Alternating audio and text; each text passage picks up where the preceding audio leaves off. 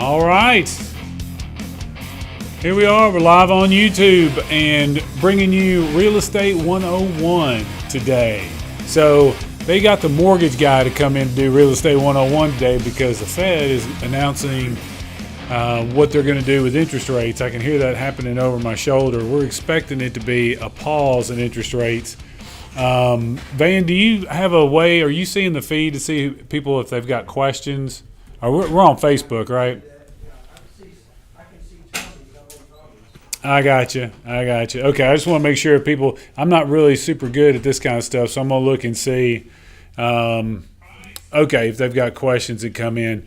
All right, so basically what we're doing today is we're going to talk about interest rates. We're talking about the Fed making some decisions about whether they want to raise the interest rates or not. And, as most people know, real estate is very sensitive to interest rates. Now, that doesn't always mean that that's a specific. Oh, let's see if we get better about that. Okay. That doesn't always mean that real estate interest rates, that is the only indicator of whether it's the right time for you to buy a property or not. A lot of times I like to tell people that it's more important that you spend time in the market versus timing the market. So I can tell you whether rates creep up a little bit or prices are firm, any of those kinds of things. If you're in it for the duration and you're doing something that you're having a long-term play with, then it's always going to work out in real estate for sure. There's a few things that'll kind of come up that'll happen in the short term that'll affect. Let's see. Okay. Van Grafton, good afternoon. How are you, sir? Hey, Josh. Harold, how are you, sir?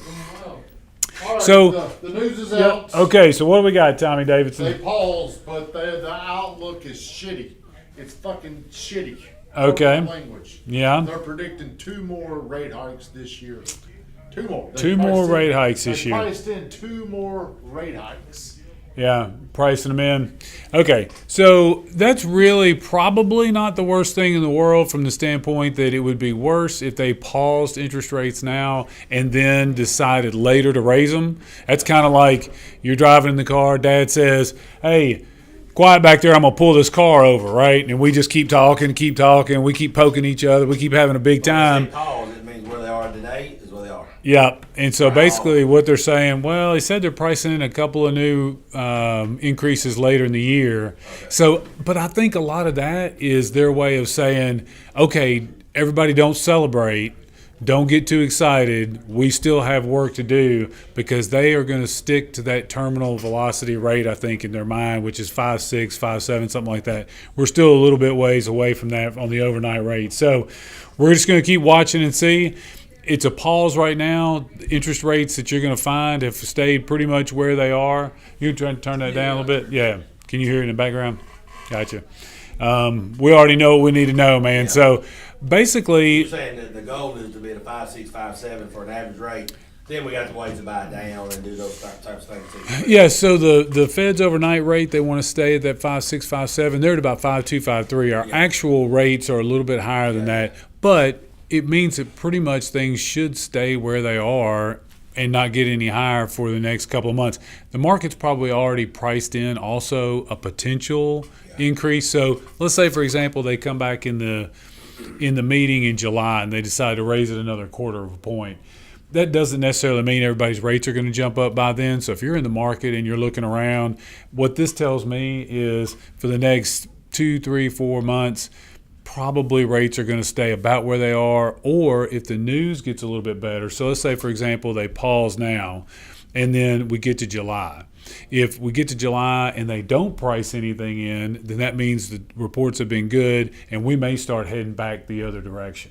If they price in or if they raise it a couple more times, we're already kind of expecting that. So typically when the market does what it is expected to do, that's when you have the most favorable results. It's when surprises happen or things pop up that they weren't expecting. Or, for example, if they were to say today, if everybody was expecting a pause and then all of a sudden they raise it a half, well, then that's where things kind of really get off the rails a whole lot.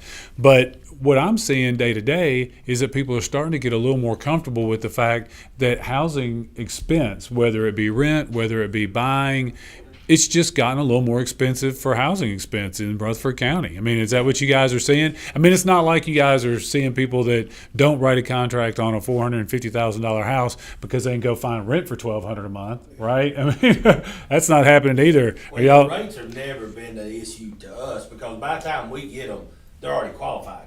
They may not like the payment, but the rates to us, we know they qualify. Yeah. So our biggest thing is we have to sell the urgency of buying over the payment because we know they qualify, but in their head they're thinking, well, 7 months ago I could have got this $500 cheaper a month. Yeah, so I had this discussion yesterday with a friend of mine who buys a lot of real estate, and it was a pretty interesting discussion about how the interest rates and the price that someone has to pay for their monthly payment is really what makes the value of a property. So if I were to ask you, Josh Harrell, how much is a property worth? What would you say? However much you'll pay for it. What's another way to look at what a property is worth? Comps.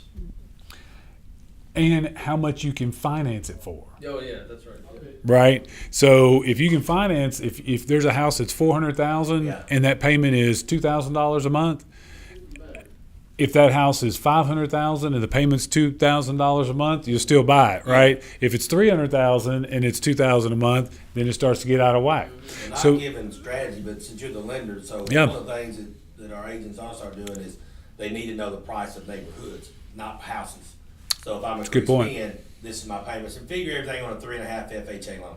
So don't do 20%, just figure it on a regular loan. So if it's better, it's better. But so that way, now I know this neighborhood's this price, this townhome's this price. So now I got numbers per month in location instead of house prices.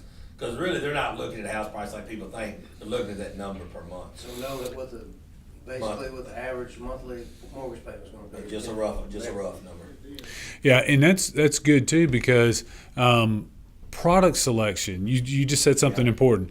Figure it on a 3.5% FHA. The thing that's interesting is right now I have a lot of borrowers who are conventional profile customers. So I'll have somebody out there. I had somebody the other day that their parents, grandparents, whoever was advising them was like, okay, you got to have, they didn't know anything about FHA loans. They didn't know anything about they didn't know anything about any of that. All they knew was you go and you talk to the banker and you put 20% down and that's what you do. Well, this borrower had followed that advice, which it's not going to hurt you. I mean, it's not like it's going to make it hard on you if you put 20% down, right? It's always a good plan. But what got a little bit interesting to him is when we looked at their product, with them putting 20% down and getting a conventional loan, I can't go into the interest rate specifics because I don't have the APRs to disclose. My NMLS number is 829177, by the way, if you have any questions about that.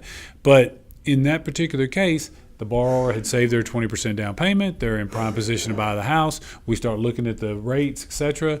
Turns out they were better off and their loan was cheaper to use an FHA loan, even putting 20% down, because the payments were lower because the interest rate on FHA loans is so much lower.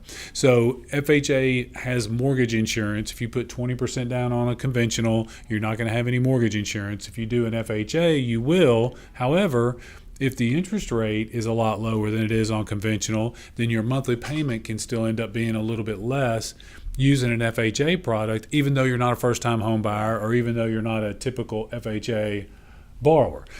That then leads to two other points of discussion that I think are important for Real Estate 101 today, which is if you're going to use an FHA loan and your payment is going to be less, then you have a decision to make.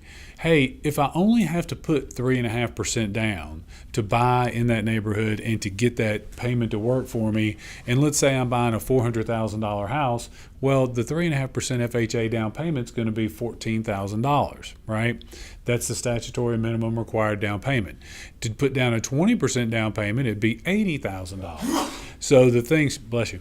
So the thing that you have to look at and you have to ask yourself when you're working with your lender is, hey, do I let's say my conventional payment, putting 20% down or putting 10% down, was going to be at this level. If I can put much less down and get that same payment, is that something that I would like to do? So, for example, we all know it's hard to save money. We all know inflation has caused everybody a little bit of a challenge. So if you're working on that and you've saved your down payment, you're buying that $400,000 house, you have 20% or $80,000 to put down. If I could show you where you could only put down $20,000, keep $60,000 in your savings account, emergency fund, etc., and keep your payments pretty close to the same, even if the payment was a little bit more. For me personally, I definitely think as your lender, I'm going to walk through the options with you, because I definitely think that there's something to be said for keeping some cash on hand. Absolutely. If you get rid of all of your savings and your payment's only $125 a month less, but you're $50,000 short in your reserves, I don't know that makes your family feel that much more comfortable. I mean, things can happen. Well, there's ways now. If I'm not mistaken, there's, even if the thing was true that they're paying 4% interest, so that number you could take 60 grand, invest it, get a 4% return on it. Even though your interest rate's 6 or 5.5, you're actually still in 5 years have that money plus what you made. That's another great way to look at it. I mean, what you have to understand is that asset, that down payment, all you're focused on as a buyer is down payment, house, down payment, house. That's what you should do. Yeah. Your realtor's going to find you the property. Your lender's going to help you stay approved.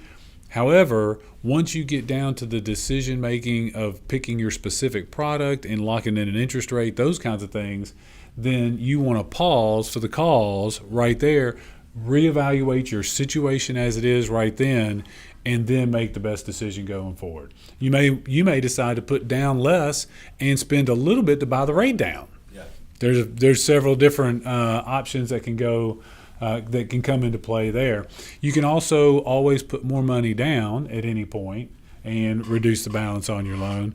So it's important that you look around and find out what the current environment is giving you. And I think that a lot of the conventional rates are a little bit higher right now, because they're basically saying, hey, you're probably not going to be in this loan in 6 months. So if someone's asking themselves, they won't refi. Right. So if you're the bank, and Stephen Weathers comes in and says, hey, Shannon, I'd like to buy 123 Lucky Lane. Will you give me a loan? And I say, absolutely. I'd love to give you a loan. This is what we're going to charge. If, as the bank, I'm thinking to myself, you know what? These interest rates are as high as they're going to get. They're probably not going to stay here. And in 6 months, Stephen's going to walk in here with a big check and pay my loan off because he can get a 5 instead of a 7, or a 4 instead of a 6. So what I'm going to do is, if Stephen wants that loan now, I'm going to charge him a little bit extra to get it, because I know he's not going to keep it for very long. And that's what makes it. That's why the conventional is so much higher than FHA right now, because of that reason. Right, and you have to understand too, FHA, USDA, VA, Veterans, Rural, and First Time, TACA, all of those programs, their design, they are quasi-governmental organizations. So basically their DNA or their design underneath is for Joe and Jane, homeowner, to buy their first or second house at 123 Lucky Lane and live in it. That is what they're designed to do. So over the last 7 or 8 years, while money has been plentiful and mortgage payments have been made on time, the reserves that they've built up by collecting mortgage insurance premiums, which are there to protect the lender in case of default, those reserves have been building up. So that's what allows them in those programs to do a couple things.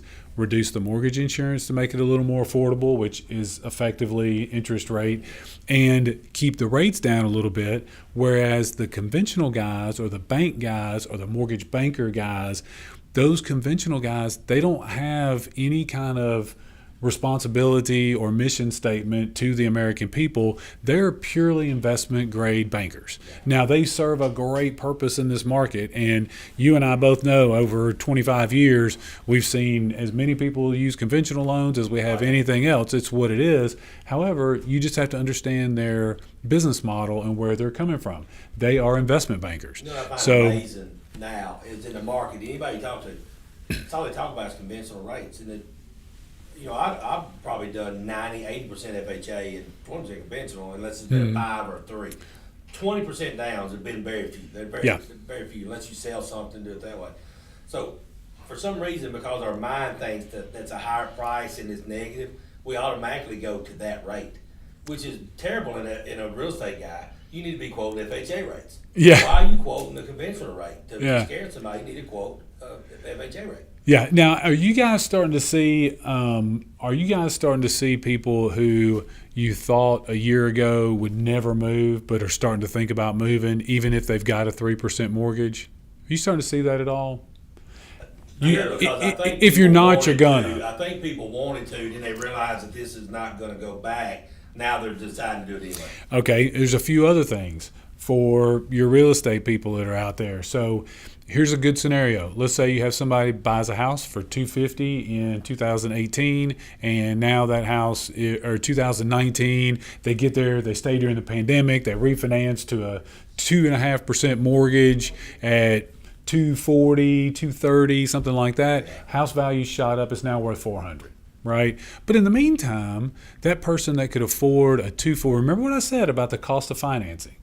The person that could afford the 240 payment at 5%, they now have a super cheap payment on 240 at 3%. But the person that could afford that 240 payment at 5% in 2018, they're still working the same job. That's right. Their wages have not increased. They've not become the CEO. They're still working the job they were working 5 years before they bought the house. The challenge is everything else has gotten way more expensive. So Including their houses. So that person's sitting there with no money in their pocket. What's happened? That equity has grown. And that's what we tell people all the time. Capture that equity. Well, what's that equity for? So whatever you want. It's for your life. It's for your life, right? So, Help you through pain. okay, so now think this through. You're sitting there, you got that mortgage, you're at that 3% money. You got $150,000 in equity that you didn't go and earn and save. You just breathed in and out, and your house value went up, right? Well, now you've got 5 years down the road. Your kids are getting bigger. You got to move to a different school district, and/or you haven't been able to keep up with the cost of living. So you got some credit card balances and some different things that are happening because you've been trying to deal with inflation and make things work in your household. And you're looking at that number and you're going, you know what? There's $150,000 in equity right there. So let's say, for example, maybe you've taken 25 or 30, $25,000 in credit cards spread out over 2 cards between you and your wife, and you guys decide we're going to get an equity line so we could invest, or we've got a little bit of cushion, whatever. Well, inflation eats into that. Next thing you know, you've got $25,000 worth of credit card debt. You've got $50,000 worth of home equity line credit, and then what happens? The Fed comes in and says, you know what? We're going up on interest rates. So yeah, you still got your 3% money underneath in your first mortgage position, but your credit card payments have gone up 5.5 points. Your equity line that you got on a teaser rate that was $200 a month is now $850 a month, and you're drowning. So now you are looking at the situation and you have to tell yourself the truth. If you're a buyer or if you're someone that has property out there, you have to tell yourself the truth. And the truth is there's less inventory. We see the numbers. John does them all the time. I do them every Monday. There's less inventory, so your house still has that equity locked in it. You still have the ability to get to it. But if you really sit down with a loan officer, call the Shannon Wheeler Mortgage Team. We'll sit down, no cost, go through your situation with you and help you figure out what you're really doing. But you'd be surprised to find that between your credit card debt and your equity line that started out super low, but now it's at 9%, well, you're paying an effective mortgage rate of 4.9 or 5.5 anyway. So you're just hurting yourself by thinking falsely that you're cool because you've got this 3% mortgage underneath. That's not your whole life. Another thing is just like the guy that comes in that moves here from California, he has to buy a house, he pays 7%, does it just like that, doesn't even think about it. Doesn't even think about it, right? So don't make decisions based on you don't make decisions for your family's well-being and your housing situation just based on that one number, because with that one number just in and of itself, that doesn't tell the whole picture. The other thing that you can do is look at The fact that if you bought that first house and you were the 250 borrower 5 years ago, 250, 275 borrower, well, chances are, just like Steven said, he's done real estate for 30 years. And he just said about 20% of the people he's done in 30 years put 20% down. Right. That means the other 80% put down 5 or 3.5 or none, any of those kinds of scenarios. So if you're in that situation and you've put that little amount down, what you also now have to understand that you've never had the ability to do before is in your mind, and this is 80% of Rutherford County. This is 80% of Rutherford County. So if you're out there, you see this show, you watch this show, 8 out of 10 of you, this applies to you. You are looking at that situation and you're thinking with your old mindset, because before, when you bought that house, it took everything that you had and a gift from grandma to get 10% down or 3.5% down. Well, now it's different. Yeah, house prices have gone up, but your value has gone up. So now, instead of scrimping everything that you can to get in, your house that you've got to sell that's choking you because you've got credit card debt and an equity line, that right now is down payment and ability to buy your interest rate down. And you've got so many more options, so much more flexibility, that you're just not giving yourself a chance if you say, well, I got a 3% mortgage, so that's the best I ever get, and that's just I can't do anything else from there. Yeah. Makes you ask and say, so you're going to settle for the house that you bought for the rest of your life? Another interesting, you bring up a good point. Another interesting statistic that I read the other day, which, is it true? Not true? I'm not 100% sure, but it's probably got some truth to it. They were saying there's something like somewhere between 75 and 90%. Now, I don't know 90, but there's a large number of people out there, and you are probably one of them. If you're watching this, 6 out of 10 anyway, have some regrets about the house that they've bought in the last couple, 3 years. Because it was so tough. The conditions were so tough. You had to sacrifice so many things. It wasn't even that you got a bad deal, or it wasn't even that you didn't get this, or you didn't get something and something didn't work and you're unhappy that way. It's just a matter of, I really wanted to be in that elementary school, but I gave that up because everything was just so crazy. Plus, right? You're having to take that money you're spending, you're having to do what you're told to do with that money.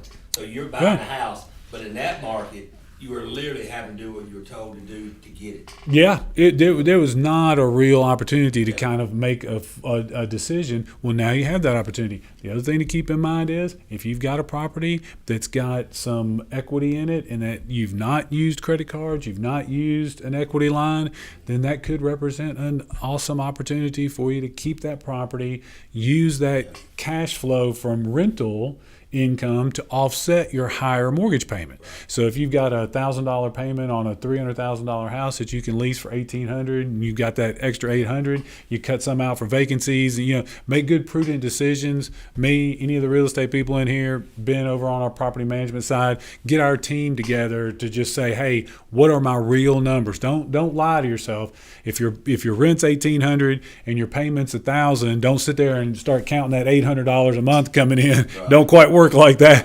But $400 or $500, even accounting for maintenance and vacancies, etc., that is reasonable. So now, if you're in that house, you're at 123 Lucky Lane, Steven calls you up and says, hey, 4 or 5 months ago, you were really wanting to get over here in the triple Seagull zone. I got a house for you. Are you ready to go? Don't immediately say, I don't know if I can. You just immediately say, that's the house for me. Now, how do we make that work? And some of those ways are going to be using the equity that you've gotten to offset the higher price you now have to pay.